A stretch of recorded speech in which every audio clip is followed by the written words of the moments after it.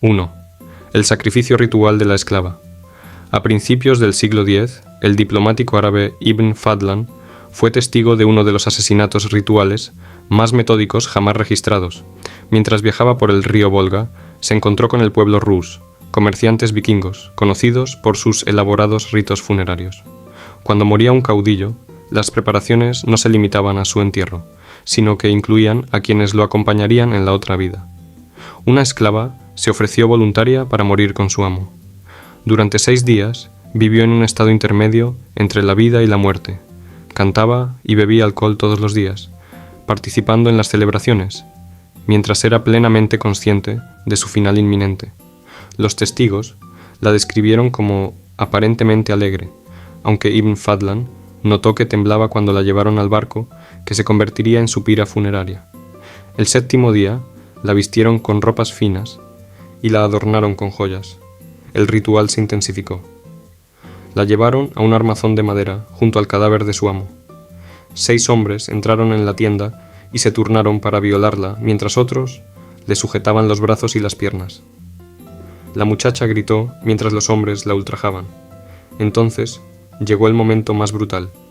Una anciana conocida como el ángel de la muerte se acercó con una daga. 2 hombres apretaron una cuerda alrededor del cuello de la chica, mientras la mujer la apuñalaba simultáneamente entre las costillas. El cuerpo de la muchacha se convulsionó, mientras la sangre brotaba de la herida. La estrangulación continuó hasta que dejó de luchar. Su cadáver fue colocado junto al de su amo en el barco. Los asistentes apilaron leña alrededor de la embarcación y le prendieron fuego. En pocos minutos, las llamas envolvieron ambos cuerpos. El intenso calor impidió que nadie se acercara, mientras la carne y los huesos se reducían a cenizas. Ibn Fadlan registró la escena con horror, pero observó que los Rus parecían impasibles ante el espectáculo. Para ellos no era un asesinato, sino un honor, una sirvienta acompañando a su amo a la otra vida mediante un ritual de fuego y sangre. 2. Esclavo romano, crucificado en Britania. En 2017, los arqueólogos hicieron un descubrimiento perturbador en Fen Stanton, Cambridgeshire. Entre los restos óseos datados entre el año 30 y el 360 después de Cristo, se encontraba un hombre que había sufrido una de las ejecuciones más notorias del Imperio Romano. El esqueleto de un individuo estimado entre 25 y 35 años al morir. Presentaba marcas que contaban una historia aterradora de sus últimos momentos. Se trataba de la primera evidencia arqueológica de crucifixión jamás hallada en Britania. El examen de los huesos reveló adelgazamiento en los huesos de las piernas, consistente con un prolongado encadenamiento. Este hombre había estado físicamente restringido durante largos periodos antes de su ejecución. Más inquietante aún fue el hallazgo de un clavo atravesando su hueso del talón, prueba inequívoca de crucifixión. El clavo había sido martillado desde un lado y salió por el otro, clavando a la víctima a la cruz de madera. Los historiadores estiman que el proceso de crucifixión duraba entre horas y días. Primero, la víctima era flagelada con un látigo de múltiples colas, con trozos de hueso y metal incrustados. Esto por sí solo podía arrancar carne hasta exponer los huesos, causando una pérdida masiva de sangre y dejando órganos internos a la vista. En ese estado debilitado, se le obligaba a cargar el travesaño de la cruz hasta el lugar de la ejecución. Una vez clavado en la cruz, la muerte llegaba lentamente. Con los brazos extendidos hacia afuera y hacia arriba, los músculos del pecho se paralizaban progresivamente. Cada respiración requería que empujara hacia arriba, apoyándose en los pies clavados, lo que provocaba un dolor atroz. Poco a poco se acumulaba dióxido de carbono en la sangre. Alternaba entre asfixia y dolor abrasador durante horas. La causa de muerte probablemente fue una combinación de shock, deshidratación y asfixia. Los pulmones se llenaban lentamente de líquido, mientras el corazón luchaba por bombear. La conciencia se mantenía casi hasta el final, obligándolo a experimentar cada instante de su ejecución. A pesar de esta muerte cruel, su cuerpo fue enterrado formalmente en un cementerio junto a otros individuos, lo que sugiere que se le concedió cierta dignidad en la muerte que no había recibido en vida. 3. Empalamiento del esclavo Titus. En septiembre de 1714, en el Caribe colonial, un esclavo llamado Titus enfrentó una de las ejecuciones más agonizantes de la historia. Los registros judiciales muestran que Titus fue acusado de planear una rebelión contra su amo. El tribunal colonial lo condenó a un castigo diseñado no solo para matarlo, sino para servir como ejemplo terrorífico para los demás, el empalamiento. Por la mañana de su ejecución, Titus fue llevado a la plaza del pueblo, donde habían fijado verticalmente una estaca de madera afilada en el suelo. Los guardias lo obligaron a tumbarse boca arriba, mientras posicionaban la punta de la estaca en la base de su columna. Con precisión calculada, empujaron su cuerpo hacia abajo sobre la estaca.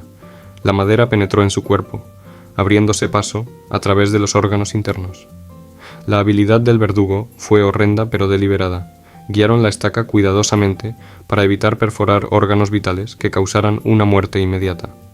En cambio, la madera pasó junto a grandes vasos sanguíneos y órganos, asegurando el máximo sufrimiento sin una liberación rápida. Cuando la estaca emergió por la parte superior del pecho, Titus fue levantado en posición vertical. El peso de su propio cuerpo hacía que la estaca se hundiera más. Los testigos registraron su asombro al ver que Titus permanecía consciente tras el empalamiento. La sangre corría por la estaca mientras colgaba suspendido sobre el suelo. Su respiración se volvió superficial y trabajosa al luchar sus pulmones contra la intrusión de madera. A pesar del daño interno catastrófico, la muerte no llegó rápido. Durante aproximadamente 48 horas, Titus permaneció en ese estado. En ese tiempo, los registros judiciales indican que le ofrecieron arrak, una bebida alcohólica fuerte. Asombrosamente, la consumió y comentó que como estaba firmemente clavado en la estaca, no había riesgo de caerse. Sus palabras revelaron una lucidez aterradora a pesar de su condición. Tras sucumbir finalmente a sus heridas, los verdugos decapitaron su cadáver y le cortaron la mano derecha. Estas partes del cuerpo fueron colocadas en postes fuera de la propiedad de su amo, como advertencia macabra para cualquiera que considerara actos similares de desafío. 4. El esclavo mutilado de Sichar. A finales del siglo VI, en el valle del Loira, en la Galia merovingia, un esclavo perteneciente a un noble llamado Sichar sufrió una de las muertes más brutales registradas por Gregorio de Tours. El nombre del esclavo no se conservó en los registros históricos. Había fallado en completar una tarea asignada a satisfacción de su amo. Lo que siguió fue un castigo que escandalizó incluso a contemporáneos, acostumbrados a la violencia. Sichar comenzó golpeando salvajemente al esclavo con un bastón de madera hasta que la piel se abrió en múltiples lugares. La sangre manaba de las heridas, mientras la paliza continuaba sin piedad. En un acto desesperado, el esclavo agarró la espada de Sichar de su vaina. Este acto de autodefensa sellaría su destino. Aunque no golpeó a su amo, el simple hecho de tocar el arma se consideró una transgresión imperdonable. Sichar llamó a sus aliados, que rápidamente capturaron al hombre ensangrentado. Lo arrastraron hasta un árbol cercano, donde habían preparado herramientas para su castigo. El esclavo luchó, pero debilitado por la paliza, no pudo resistir las múltiples manos que lo sujetaban. Primero le cortaron la mano derecha, la que había tocado la espada, con un hacha afilada. La hoja atravesó carne, tendones y hueso. El esclavo gritó mientras la sangre brotaba a pulsos del muñón. Aún consciente, vio cómo colocaban su mano izquierda sobre un bloque de madera. El hacha cayó de nuevo. Ambos pies siguieron el mismo procedimiento metódico. Cada amputación se realizó lentamente, con cortes deliberados, que prolongaban la conciencia del esclavo sobre su desmembramiento. Sus gritos se fueron debilitando a medida que la pérdida de sangre aumentaba. Durante todo el proceso, los testigos reportaron que Sichar observaba impasible, asegurándose de que el castigo se completara por entero. Con el esclavo aún vivo, aunque apenas consciente, lo izaron sobre un cadalso improvisado. Una cuerda alrededor de su cuello se tensó al dejar caer su peso. Sus últimos momentos los pasó colgando, incapaz incluso de agarrarse a la soga con sus extremidades cortadas, mientras se asfixiaba lentamente. 5. Los esclavos condenados de Rauching. En la Francia merovingia del siglo VI, el duque Rauching era conocido por su crueldad excepcional hacia sus esclavos. Gregorio de Tours registró un incidente que destacó por su tormento psicológico calculado y ejecución lenta. 2 jóvenes esclavos, un hombre y una mujer, que trabajaban en la casa de Rauching, se enamoraron y huyeron juntos con la esperanza de casarse. Cuando fueron capturados y devueltos a su amo, buscaron santuario en una iglesia local. Un sacerdote intercedió por ellos y obtuvo de Rauching la promesa de que no los separaría. Rauching aceptó, pero añadió ominosamente: «Me aseguraré de que permanezcan juntos eternamente». Los esclavos regresaron a la finca, creyendo que habían conseguido misericordia gracias a la intercesión de la iglesia. La primera crueldad de Rauching ocurrió esa misma noche durante la cena. Ordenó al esclavo varón sostener una vela entre sus piernas desnudas. A medida que la cera se derretía, quemaba la carne del esclavo.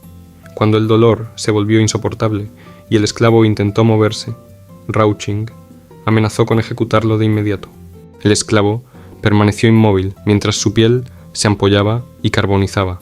El olor a carne quemada llenó el comedor mientras Rauching y sus invitados seguían comiendo.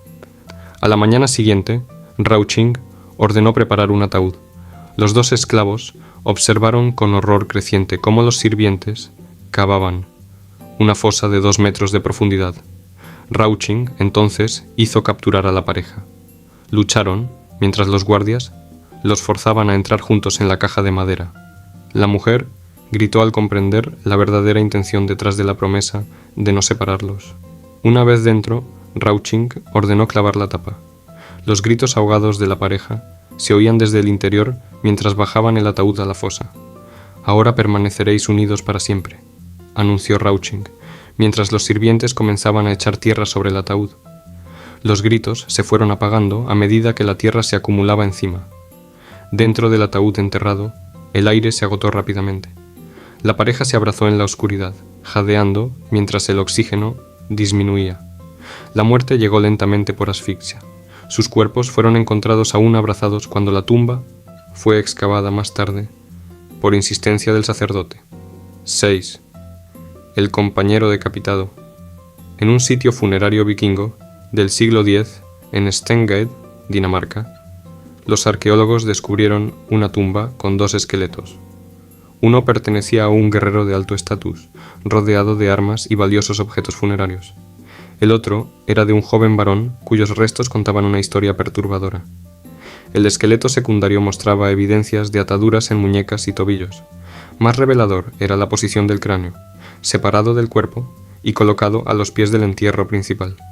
No se trataba de una muerte natural, sino de un sacrificio humano deliberado. El individuo secundario probablemente era un thrall, un esclavo del guerrero vikingo. El análisis de los huesos reveló que el esclavo tenía entre 16 y 20 años, y había sufrido periodos de desnutrición durante su corta vida. Las marcas de corte en las vértebras cervicales indicaban una decapitación metódica realizada con una hoja afilada, probablemente una espada o un cuchillo especializado. El sacrificio se llevó a cabo como parte del ritual funerario. Mientras preparaban el cuerpo del guerrero para el entierro, seleccionaron al esclavo para acompañar a su amo en la otra vida. El joven habría sido consciente de su muerte inminente durante horas o posiblemente días antes, a diferencia de otros rituales donde se usaban intoxicantes para embotar los sentidos. La evidencia sugiere que el esclavo permaneció plenamente consciente durante el procedimiento. La ejecución se realizó con el esclavo de rodillas. Sus manos estaban atadas a la espalda con cuerda o correas de cuero, impidiendo cualquier resistencia. Colocaron un bloque de madera bajo su cuello. El verdugo, probablemente un guerrero experimentado, se situó a un lado, calculando el ángulo preciso para un corte limpio. El primer golpe cortó los principales vasos sanguíneos del cuello, causando una pérdida de sangre inmediata y catastrófica. El esclavo habría permanecido consciente durante aproximadamente 15 a 30 segundos, mientras la presión sanguínea al cerebro caía en picado. Fueron necesarios varios golpes posteriores para separar completamente la cabeza del cuerpo, como lo demuestran varias marcas de corte distintas en las vértebras. Una vez decapitado, el cuerpo del esclavo fue dispuesto en la tumba junto a su amo, con la cabeza cortada, colocada a los pies del entierro, un sirviente en la muerte, como lo había sido en vida. 7. Manos y pies amputados. Entre los siglos XIII y XV, en Estremoz, sur de Portugal, los arqueólogos descubrieron evidencia de uno de los castigos más metódicos de la historia. En el borde de una necrópolis medieval, lejos del área principal de entierros, yacían 3 esqueletos masculinos uno al lado del otro. Todos eran jóvenes, estimados entre 18 y 25 años. Cada esqueleto presentaba la misma mutilación horrenda. Las manos y los pies habían sido amputados sistemáticamente.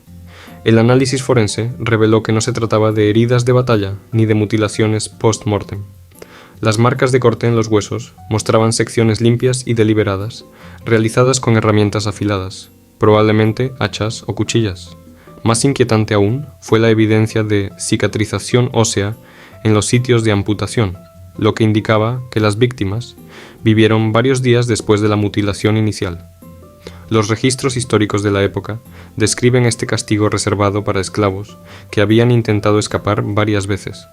El proceso comenzaba en público, diseñado para servir de advertencia a los demás. Las víctimas eran sujetadas a mesas o bancos de madera, con las extremidades extendidas e inmovilizadas. El verdugo empezaba por los pies. Un golpe preciso separaba cada pie en el tobillo. A veces se cauterizaban los vasos sanguíneos con hierros calientes para evitar una muerte inmediata por hemorragia. Cada víctima permanecía consciente, experimentando todo el dolor del procedimiento. Luego venían las manos, cortadas en las muñecas con similar precisión. Sin atención médica adecuada, la infección se instalaba rápidamente. Fiebre, delirio y shock séptico seguían en pocos días. Las víctimas sufrían una sed extrema mientras sus cuerpos luchaban contra la infección sistémica. El dolor era constante y severo, sin alivio por ningún medicamento. La muerte, cuando finalmente llegaba tras aproximadamente 3 a 5 días, era causada por septicemia más que por pérdida de sangre. La colocación deliberada de estos cuerpos en el borde del cementerio, separados de los demás entierros, mostraba que incluso en la muerte se les consideraba marginados. Su castigo continuaba simbólicamente.